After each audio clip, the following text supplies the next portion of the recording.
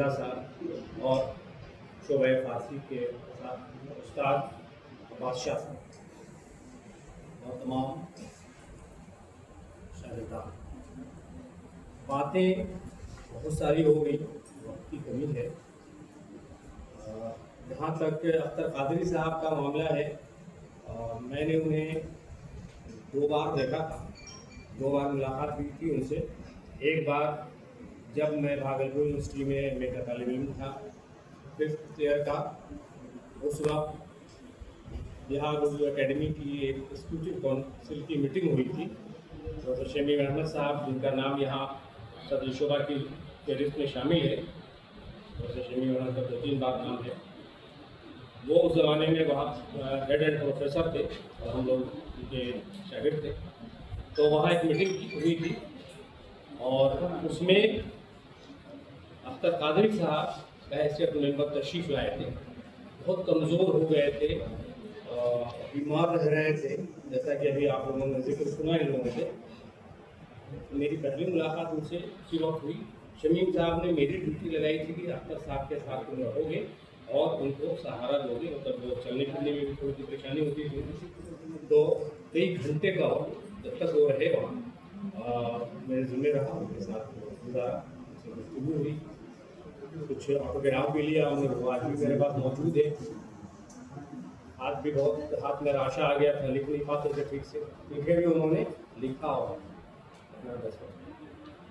دوسری ملاقات پٹنہ میں ہوئی جب وہ صاحب فراش تھی. تو بہت مختصر سی ملاقات تھی، انہوں نے پہچانا بھی نہیں.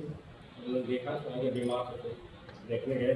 اس زمانے میں وہ پٹنہ میں رہ رہے تھے، لیکن ان کی شخصیت کے بارے میں تفصیلی علم یہاں آ کر ہوا جب میں نے یہاں جوائن کیا اور پتہ چلا اور ان کی کتابیں دیکھی. لائبریری میں کچھ کتابوں کو دیکھنے کا موقع ملا، جیسا کہ ابھی جمع مصر کی کتاب کا ذکر ہوا. تو وہ کتابیں سرود نو جو ان کا مجموعہ ہے، وہ سب کتابیں دیکھیں اور اس سے اندازہ ہوا کہ وہ کیا شخصیت تھی. لیکن وہی بات ہے کہ خانقاہ انہوں نے کہا خود خانقاہی مزاج کے تھے، اس لیے نام و نمود کی کبھی خواہش نہیں ہوئی، کبھی شہرت کی خواہش نہیں ہوئی. ورنہ وہ جس پائے کے بزرگ تھے یا جس پائے کے وہ ادیب اور شاعر تھے اور استاد تھے، وہ کہیں اور ہوتے. بڑے بڑے نام ہیں، ایسے ایسے نام ہیں جو ان کے آگے واقعتاً پانی بھرتے نظر آتے ہیں، لیکن اختر صاحب نے کبھی نام و نمود کی خواہش نہیں کی. ہمیشہ وہ خاموشی سے وہ